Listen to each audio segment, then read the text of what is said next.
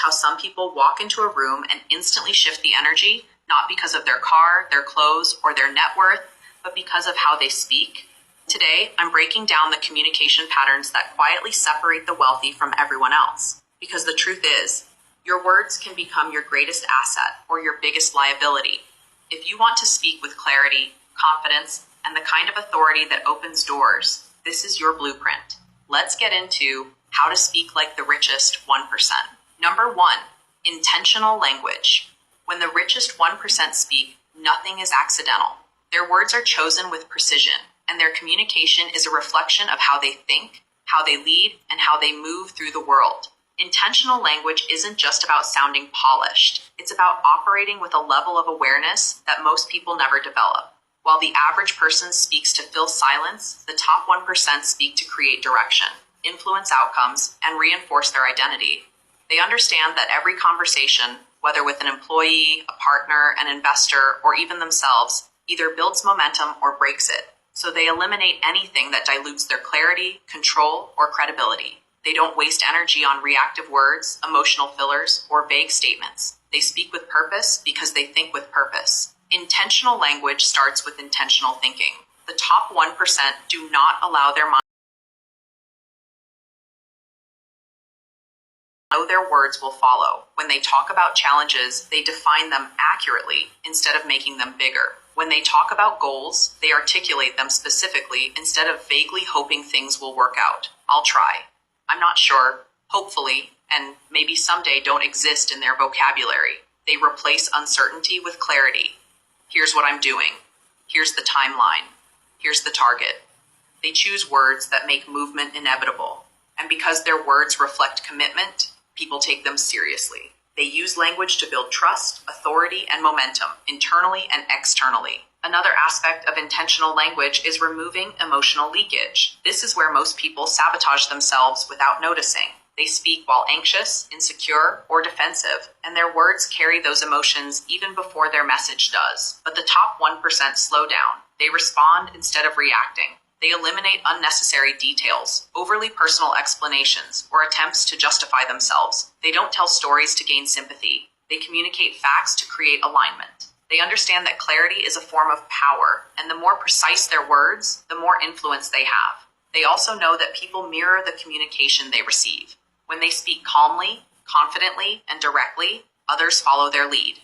Rooms settle, conversations tighten, decisions get made faster. They create an environment where their words don't just communicate, they command attention, set standards, and move conversations toward outcomes instead of emotions. Number 2, future-focused vocabulary. The richest 1% speak in a way that pulls their life, their business, and their decisions forward. Their language is anchored in the future, not the past. They don't waste time replaying old mistakes, defending outdated beliefs, or recounting everything that went wrong.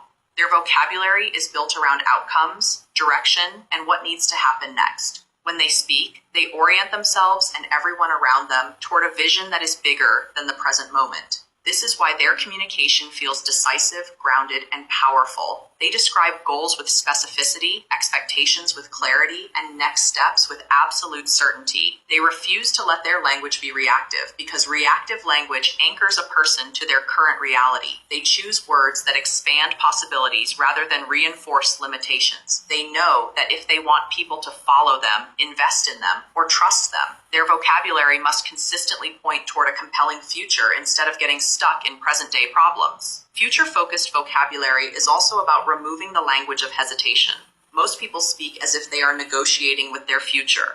I hope this works. Maybe one day, if everything goes well, I'll try. But the top 1% don't create linguistic escape routes. Their words signal commitment, not uncertainty. They use phrases like, here's what we're building. This will happen by this date. The next move is, the priority now is, because they understand that leadership begins with clarity. They reinforce their goals by speaking them as if they are already in motion. People around them feel the direction and respond to it. Their vocabulary becomes a roadmap, not a wish list.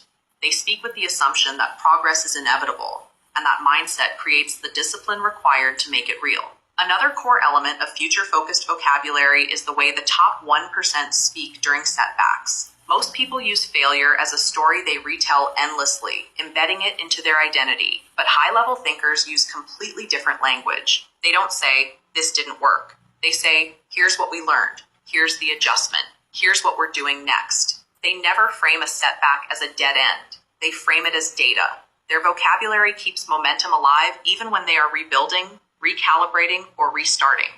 This is why their teams stay aligned, their partnerships stay strong, and their confidence stays intact. Their words signal that the future is still the priority, the mission is still active, and movement is still non-negotiable. Number 3, precision over emotion.